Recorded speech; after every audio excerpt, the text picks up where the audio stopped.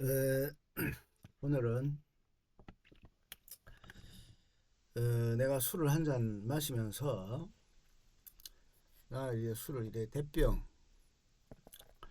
그리고 이제 여기 이래 섞어 가지고 폭탄주를 이래 마시는데 뭐 막걸리를 좋아합니다. 그 흐린 주점에서 자유로운 이야기를 한번 해보고 싶습니다. 이야기 상대방을 내 제자들이 한 지금 연락되는 제자들이 한 20여 명 되는데 나한테 운동을 배웠던 제자가 어젠가 아닌가 연락이 왔더라고요. 그 뭐 굳이 이름을 안 밝히겠는데 나한테 그 학문을 배운 제자들이 좀 많은데 걔들 한 20여 명 있고 그 중에서 한 7, 8명은 지속적으로 연락을 하고 또 찾아오고 뭐 이렇게 지내고 술 선물도 하고 이 늙은 선생님께 뭐 참 약주 드시라고 그래 보내주고 또 얼마 전에 또 제자 하나가 이 보냈는데 오늘 도착했네요. 이 오늘 도착한 게 이게 뭐 명태젓갈인가? 그냥 우리 인생 사는 거 다 비슷하지 않습니까? 늙으면 다 평등해. 영웅호걸로서 수많은 권력과 부와 명예, 여인을 거느리고 살다가도 죽음 앞에서는 감남을려와 다 평등하게 죽습니다. 문제는 업보입니다. 업보. 내가 이 세상에 태어나 얼마나 좋은 업보를 쌓았느냐, 성근공덕을 쌓았느냐, 아니면은 사람을 죽이거나 모해하거나 약자를 괴롭히거나 이런 까르마는 그대로 남습니다. 불교에서 자아라는 것은 애고 자아라는 것은 존재하지 않는다 그러거든. 자의식이라는 것. 모든 것이 공으로 돌아가니까 자아는 존재하지 않지만은 육체와 관련된 이 자아라는 것은 존재하지 않지만은 안입이 설신이가 쌓은 이 오온 육근 육경이 쌓은 그 나쁜 그 까르마 혹은 좋은 까르마 이런 것들은 식으로 남아가지고 오온으로 남아서 여전을 한다. 뭐 그런 얘기가 있어요.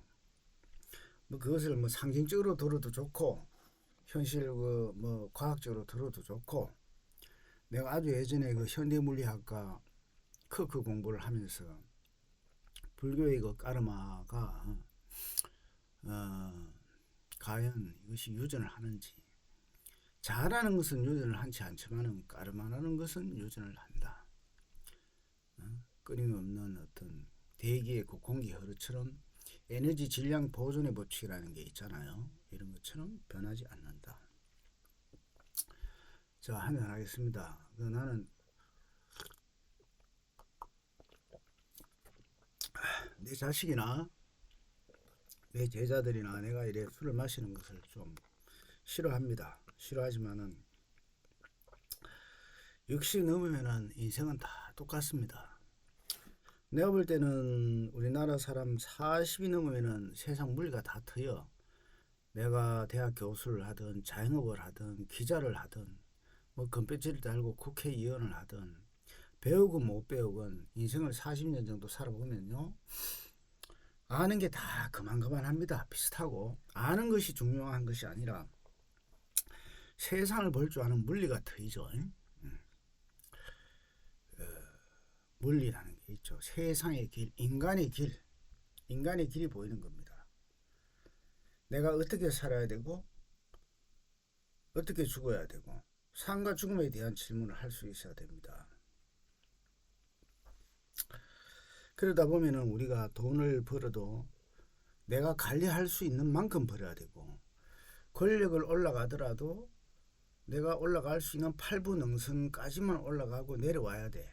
주식하고 같은 겁니다. 팔부 능선을 더, 나 100이 될 때 팔 거야. 이렇게 하다가는 절단이 납니다. 주식도 그렇지만은, 인생도 예외가 아닙니다.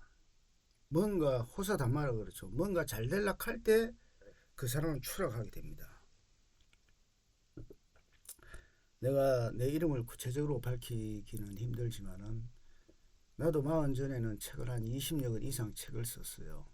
아주 젊은 시절부터 책을 썼지. 20대 중반부터 책을 끊임없이 쓰기 시작해서 뭐 베스트셀러도 내고 20대 때는 주체사상 관련 책들을 냈습니다.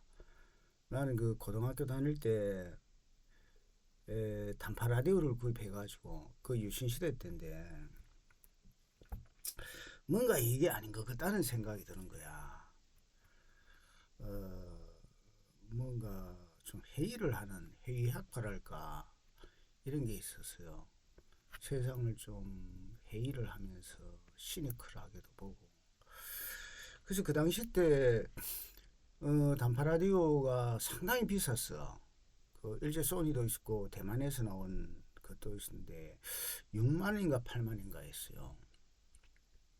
그냥 다른 나라 세계의 그 소식이 궁금했던 거야.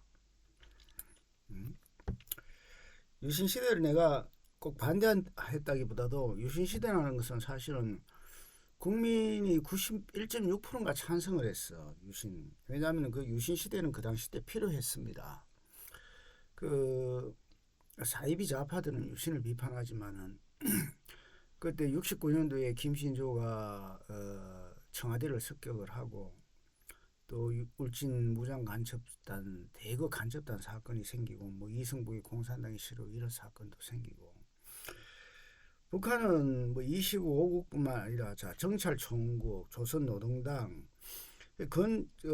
북한의 육군 해군 공군 북한은 저기 그 통일전선부 북한은 그 간첩을 보내는 조직이 상당히 많아요. 우리나라에서도 과거 실미도는 그 공군 소속이잖아. 육군에서도 정보사를 이용하고 미군 부대는 켈로 부대를 이용했었고 한국전쟁 때 해방 이후에 육군은 육군대로 정보사를 이용하고 해군은 해군대로 정보사를 만듭니다.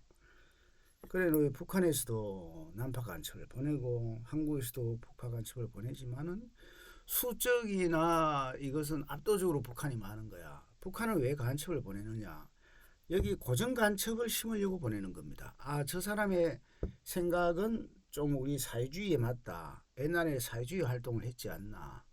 이런 것을 이제 북한이 그 정보를 알죠. 그래가지고 처음에 1950년도나 60년도에는 주로 북한에서 어떤 간첩을 보냈느냐 하면은 남로당 계열의 간첩을 보냈어요. 남로당 공산당 활동을 하다가 북한에 가서 남로당은 대거 숙청됐지만은 한국 전쟁에 대한 책임을 지고 뭐 박헌영 이하의 남로당은 숙청되었습니다.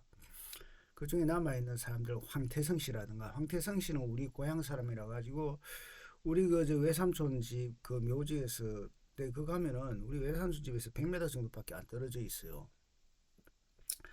황태성 그는 저기 또 우리 외갓집도 작은 외할아버지가 북으로 전부 다 부부가 월북을 하셔가지고 딸내미만 우리 외할아버지가 그 키워줬거든.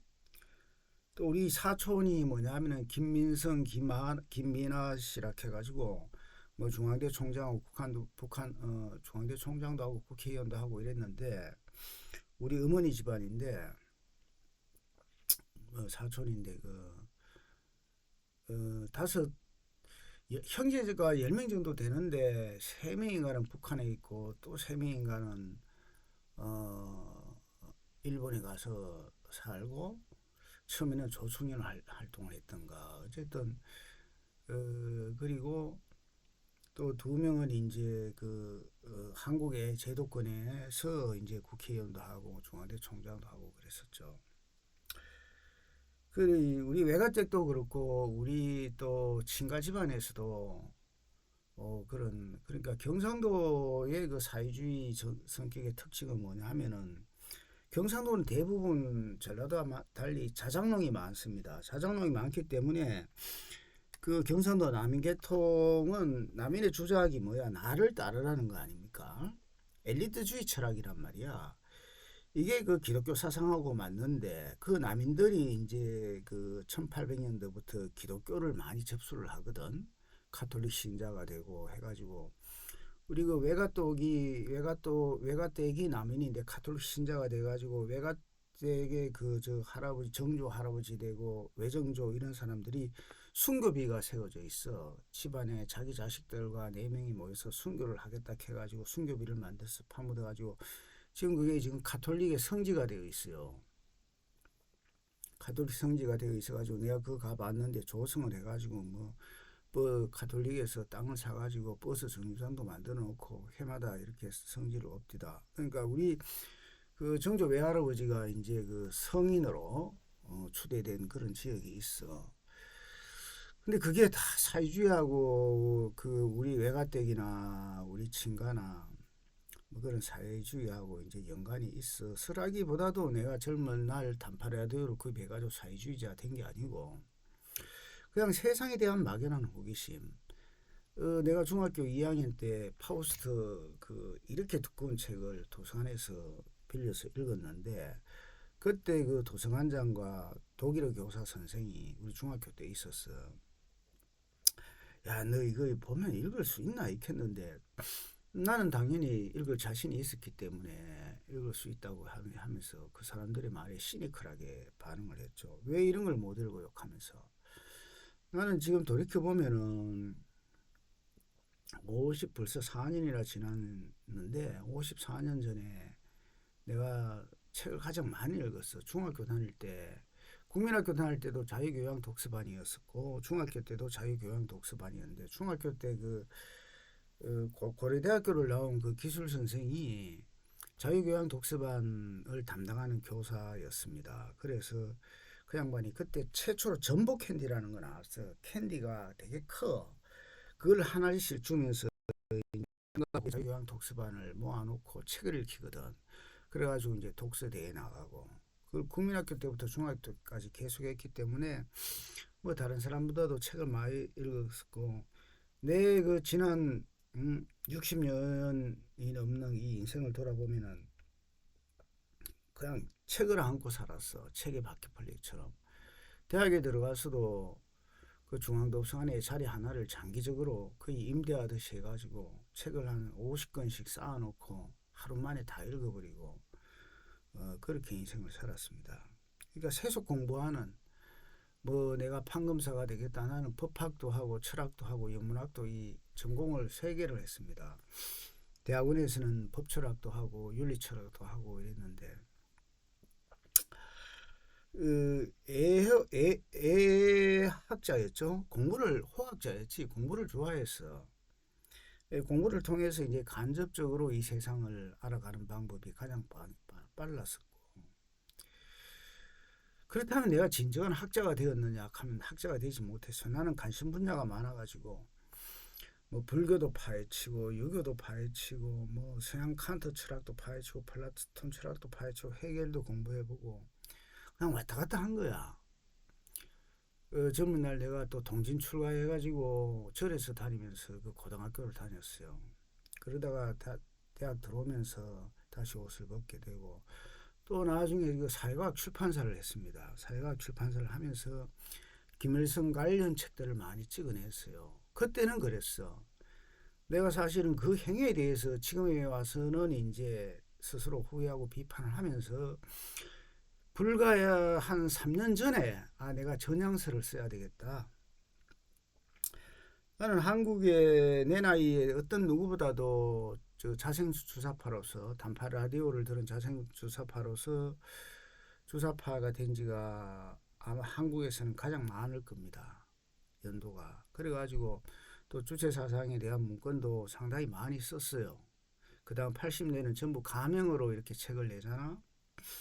근데 나는 항상 뒤에서 활동했어. 앞에 드러나는 활동을 하지 않았습니다. 그것도 이제 그럴 만한 이유가 있었는데 내가 1980년도에 그 5월에 전국에서 항쟁이 일어났었잖아. 1980년 3월에는 학은 민주화 자주화 투쟁을 했어. 원래 이제 학은 자주화 투쟁을 통해서 의용 교수 퇴진하라 이런 걸 하면서 결국에는 그 약한 고리를 통해서 이것도 구조적인 정치와 관련이 있다고 해서 정치화 투쟁을 하게 되거든요. 그걸 통해서 이제 그 학교 바깥으로 진출하게 되는 거야. 학내 투쟁을 정치 투쟁화하는 것이지. 그러다가 내가 5월 16일 날 그때는 보안사죠. 국정이 아니고 보안사는 군대 조직입니다. 계엄령 하니까 그 보안사에 5월 16일 날 거들려 들어가 가지고 8월 15일인가 16일 날 90일 정도 고문받고 이렇게 있다가 나왔어요. 그것도 사실은 뭐 바로 강제 징집돼 가지고 들어가야 되는데 그 당시는 우리 아버지가 힘이 좀 있었어. 왜냐하면 뭐 나름대로 그 좋은 대학을 나오고 또 삼공화국, 어? 특히 오공화국의 뭐 전두환이나 노태우 이런 친구들하고 친구거든. 뭐 노태우 씨하고는 뭐 고등학교 동기가 되고 뭐 그러다 보니까는 아주 가까운 사이지. 응? 뭐 김복동 이런 사람들하고 그러다 보니까는 내가 처음에 끄달려 들어갔을 때는 나의 신분을 철저히 숙이고 우리 아버지 이름도 숨기고 엄마 이름도 숨기고 이래가지고 몰랐는데 결국에는 다 밝혀지죠. 그래서 이제 뭐 아버지의 힘으로 인해서 오공화국이 나를 잡아갔으니까 나왔죠.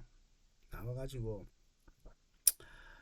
우리 아버지가 그 당시 때 1980년도에 그 생맥주하고 그 통닭집이 유행하던 시기였어요. 많이 생겼어.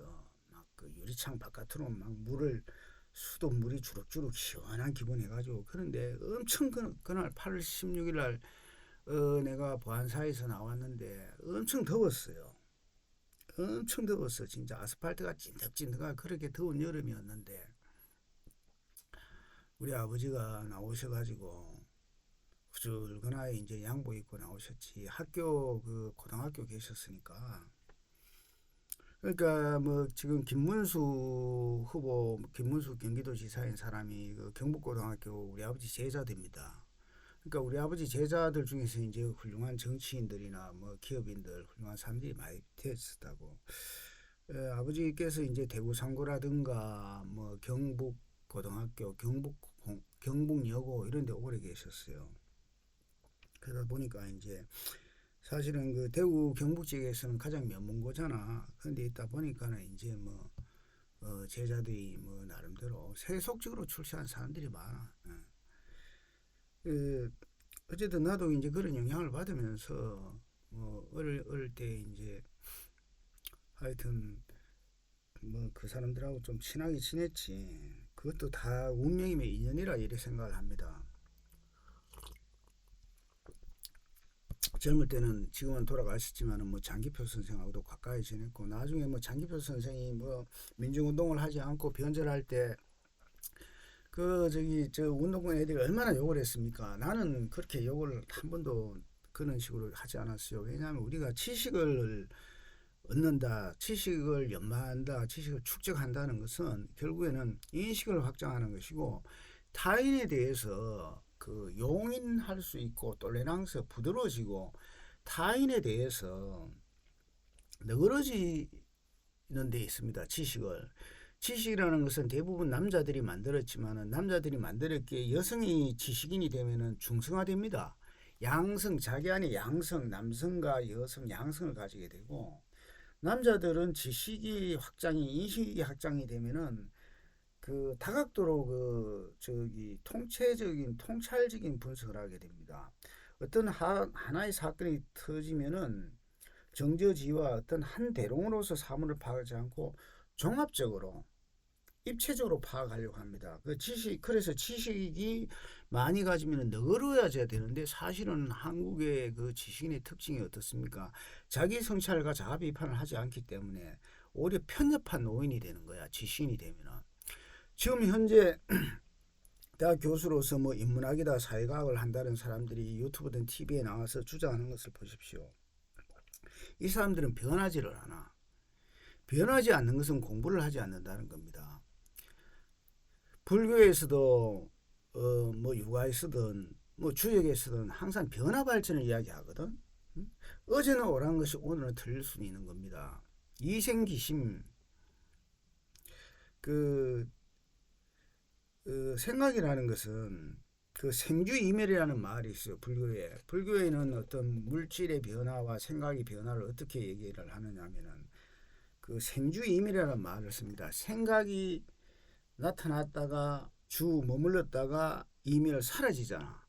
생각은 항상 내가 어떤 윤석열 사태를 보고 야 윤석열이 저 계엄이 이상한 거 아니야? 아무리 민주당이 폐악질을 했다 하더라도 계엄은 너무 뜬거없다라고 생각을 처음에는 했다가 어느 시점이 지나면은 아 민주당이 하는 짓을 보니까는 친중파로서 우리 자유민주주의 공화체제를 무너뜨리겠구나.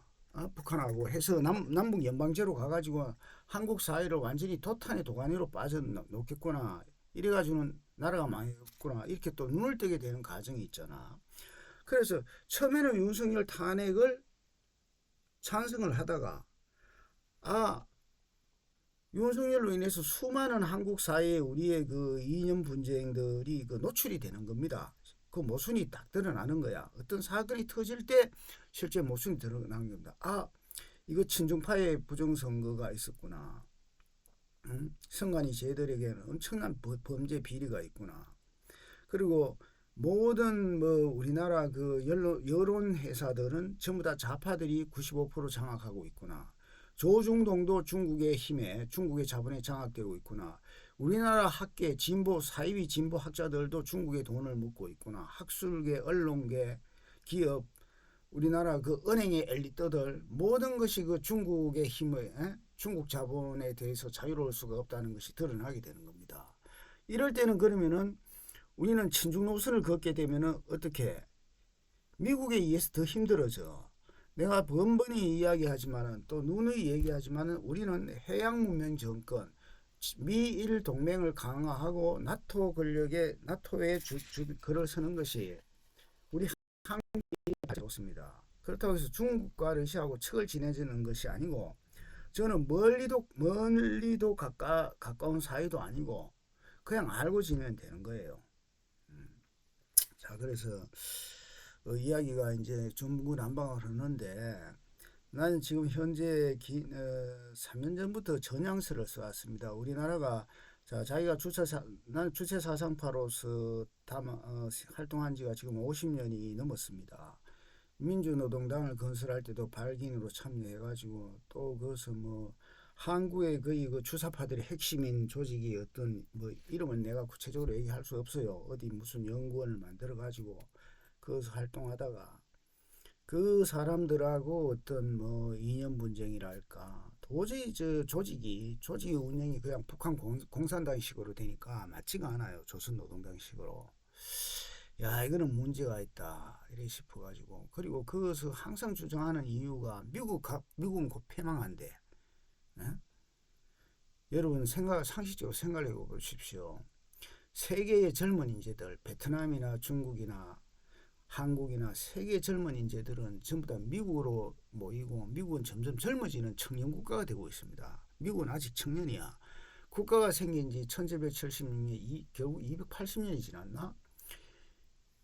우리는 5천년입니다. 중국도 5천년이고. 그러니까 아주 성장하는 어린애야. 어린 소년이야. 그 미국이 그 늙는다. 내가 아는 그 항성한 씨는 그 제국의 미래 뭐 저 후국의 미래 하여튼 그 아주 두꺼운 책을 성실하게 썼습니다. 그 양반 책을 썼는데 내가 뭐 황성한 선배인데 내가 나온 대학의 그 법학과 선배인데 그 양반은 미국 곧 망한다. 그분의 책만 보면 미국은 망하게 되어 있어요. 그러니까 이제 망하는 그 데이터만 내 가지고 미국의 나쁜 점만 내 가지고 이렇게 하면은 망하는 걸로 보입니다. 그 데이터를 편향적으로 이제 그 자료를 수집하는 거잖아. 내가 그 대학교 1학년 들어갔을 때 그 두 가지 버전의 책이 있었어요.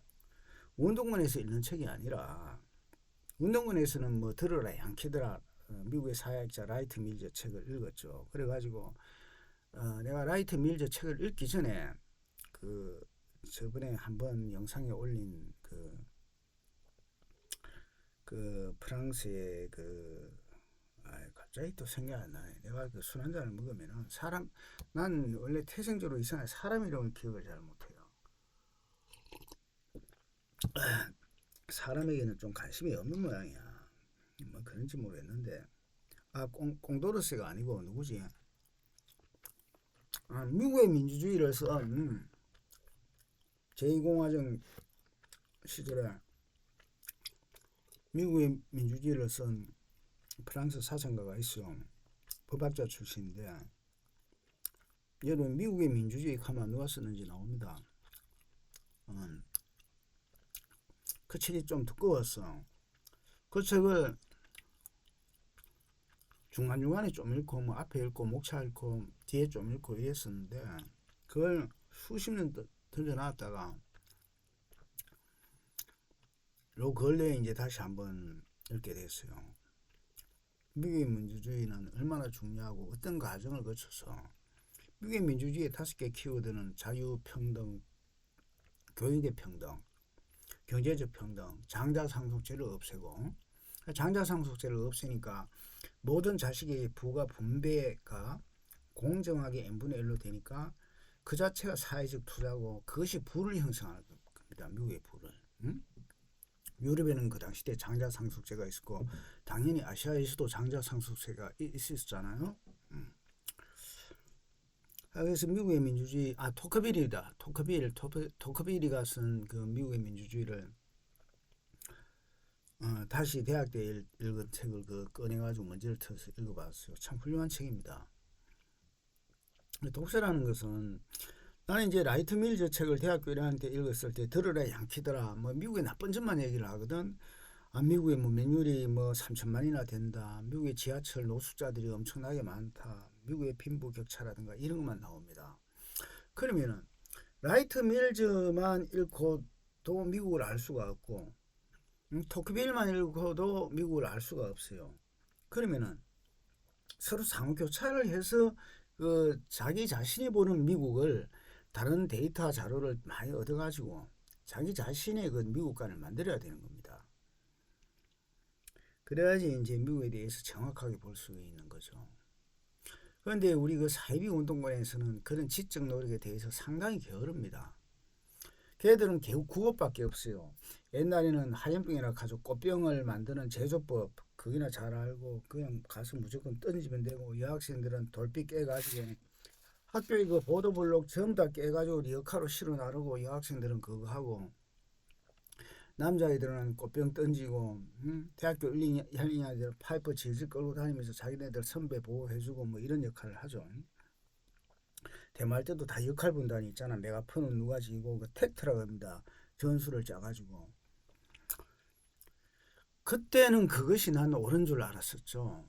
항상 사람이라는 건 이렇습니다.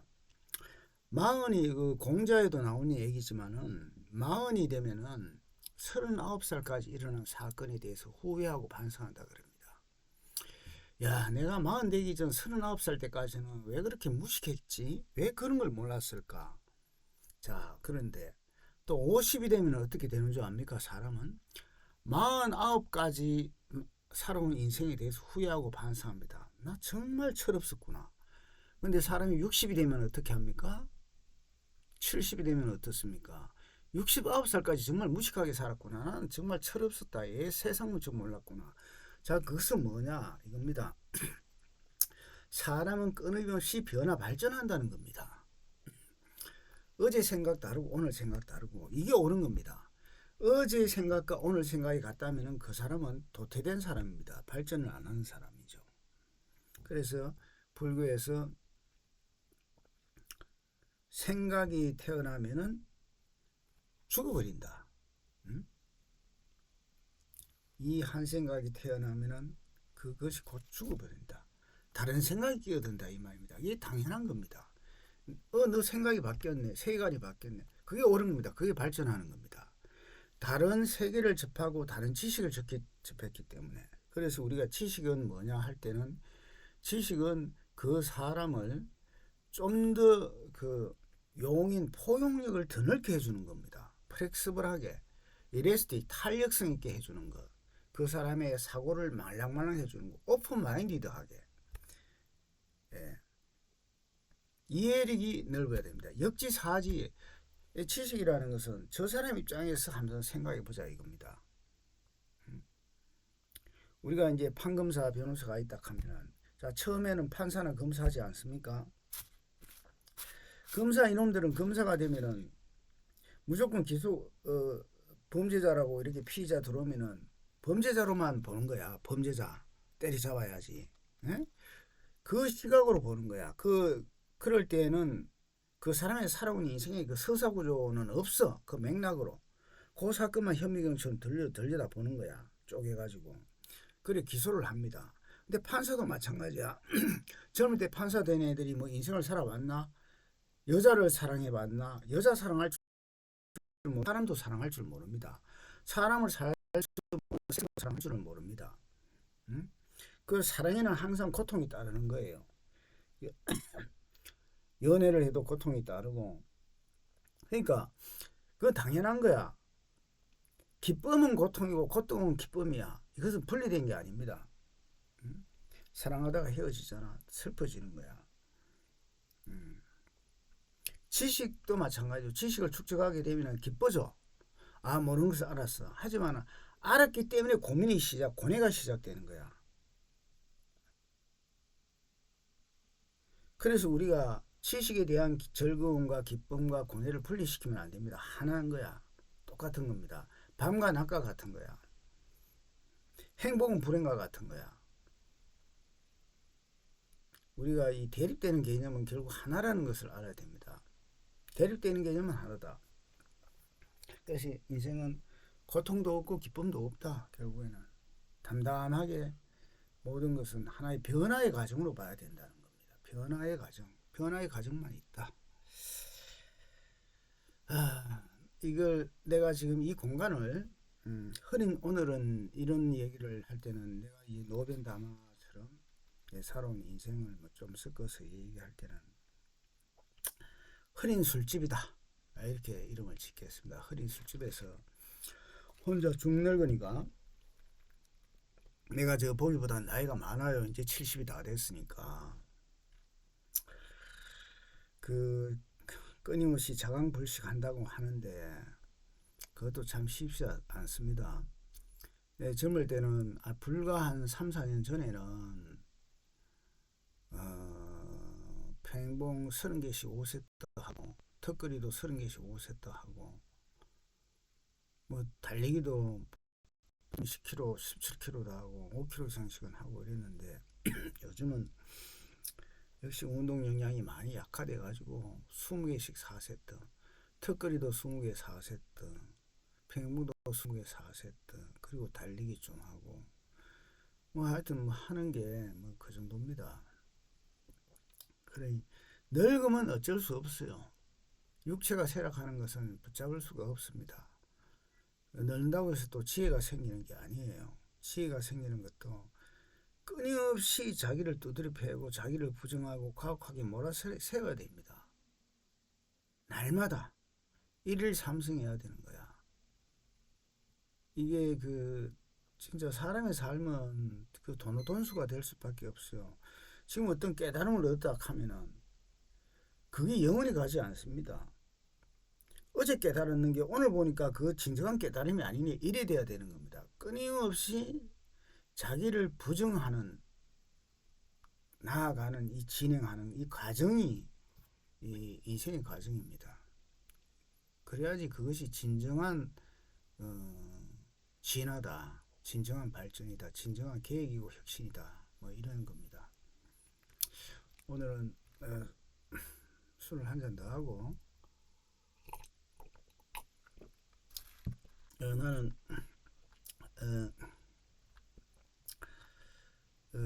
보통 사람들이 이해하기 힘든 완전히 반대 진영에 다니면서 강의를 했어요. 진보정당에서 옛날에 박근혜에 의해서 이제 위원정당 해산이 되고 나서 이름이 그 민중연합당이 됐잖아. 그래서 정치대학에서 프랑스 혁명사라든가 러시아 혁명사, 뭐 막스 레닌주의 이런 강의를 했어요. 이래 하다가 또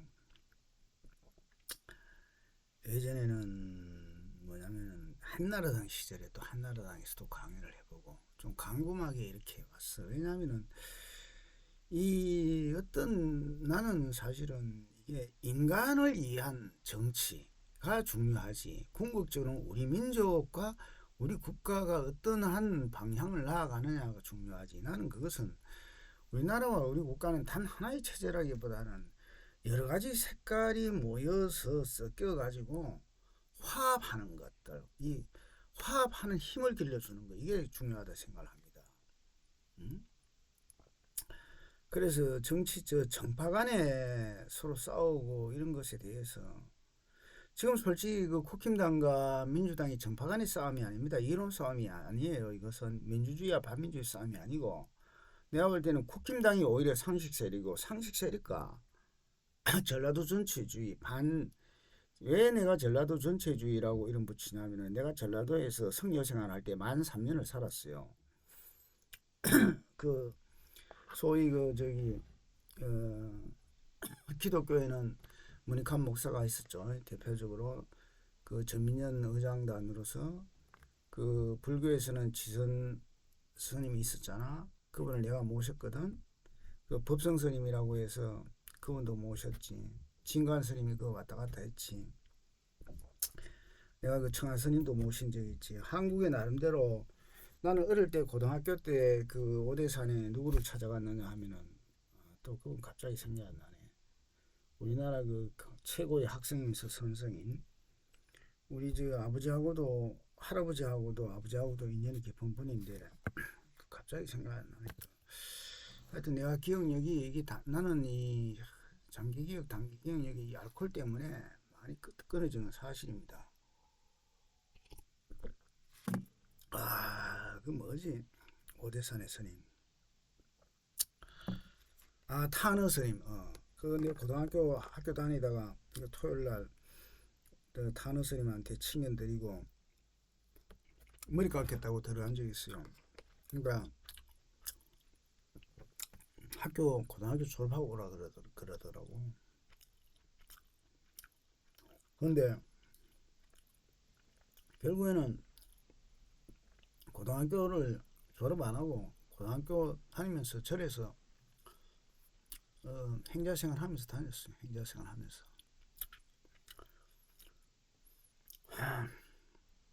남들과는 좀 다른 인생을 살았지.